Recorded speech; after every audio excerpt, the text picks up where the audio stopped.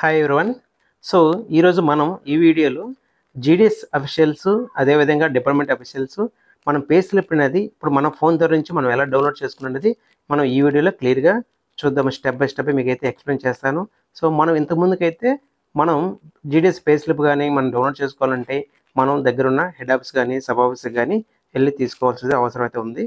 ఇప్పుడైతే మనకి ఏపీటీ 2.0 అయిన తర్వాత మనం డైరెక్ట్గా మన ఫోన్లో నుంచే మనమే మన యొక్క పే స్లిప్ అయితే డౌన్లోడ్ చేసుకోవచ్చు. ఓకే, ఆలస్యం చేయకుండా మనమైతే వీడియోలోకి వెళ్ళిపోదాము. సో స్క్రీన్లో కనిపిస్తున్న యూఆర్ఎల్ యాజ్ ఇట్ ఈజ్గా మీరైతే కాపీ చేసుకొని పేస్ట్ చేయండి. సో ఎంటర్ చేసిన తర్వాత ఫస్ట్ ముందుగా మీ యొక్క యూజర్ ఐడి పాస్వర్డ్ మీకైతే ఏదైతే ఇచ్చారో ఆ యొక్క యూజర్ ఐడి పాస్వర్డ్తో మీరు లాగిన్ అవ్వాలి. సో మీరు రెగ్యులర్గా మీ యొక్క మొబైల్లో మీరు ఏదైతే లాగిన్ అవుతున్నారో అదే యూజర్ ఐడి పాస్వర్డ్ అయితే లాగిన్ అవ్వాలి.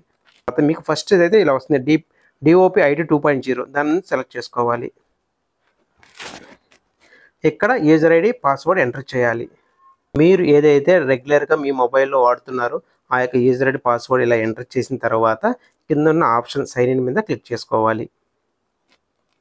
సో మీకైతే ఈ విధంగా ఒక mobile OTP and authentication app అనేది ఒకటి ఉంటుంది. మీరు మొబైల్ ఓటీపీ అయితే ఎంచుకోవచ్చు. సో సెలెక్ట్ చేసుకొని కింద కంటిన్యూ ఉంది కదా, కంటిన్యూ మీద సెలెక్ట్ చేసుకోవాలి.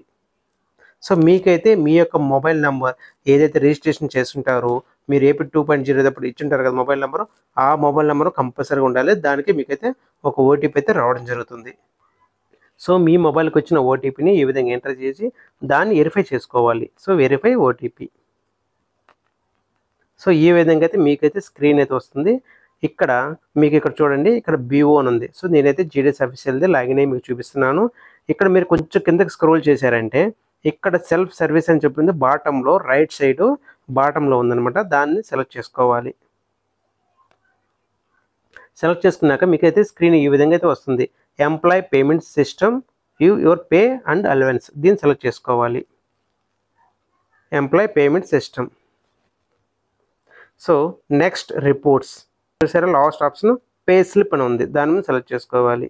ఇక్కడ మీకు ఏ మంత్, సపోజ్ నాకు లాస్ట్ మంత్ కావాలి ఆగస్టు, మనకు జూలై నుంచి వచ్చింది కాబట్టి అంతకుముందు అయితే మనకు రావు. ఓన్లీ సపోజ్ ఇప్పుడు సెప్టెంబర్ కావాలి, last month September 2025. So generate pay slip. So మీకు ఈ విధంగా అయితే వస్తుంది నార్మల్గా. అంటే ఈ యొక్క మొబైల్లో డెస్క్ టాప్ మీద సెలెక్ట్ అయి ఉంటుంది, అందుకని మీకు వస్తుంది. సో మీకు చూపిస్తాను క్లియర్గా. ఇక్కడ చూడండి, డెస్క్ టాప్ సైట్ అని ఉంది. సో డెస్క్ టాప్ సైట్లో రాదన్నమాట, ఇది మొబైల్ వ్యూలో చూడాలి.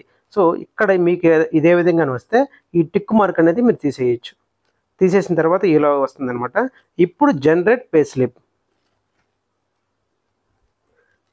ఇప్పుడైతే డౌన్లోడ్ పే స్లిప్ అని ఉంది కదా. సో మనకైతే అక్కడ పే స్లిప్ జనరేట్ అయిపోయింది.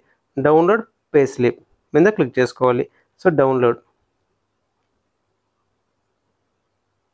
సో మనకైతే డౌన్లోడ్ అయిపోయింది.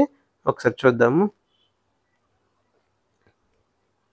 సో చూసారు కదా, మనకి ఇక్కడ మీరు క్లియర్గా చూస్తారంటే డెసిగ్నేషన్ చూడండి, బ్రాంచ్ పోస్ట్ మాస్టర్.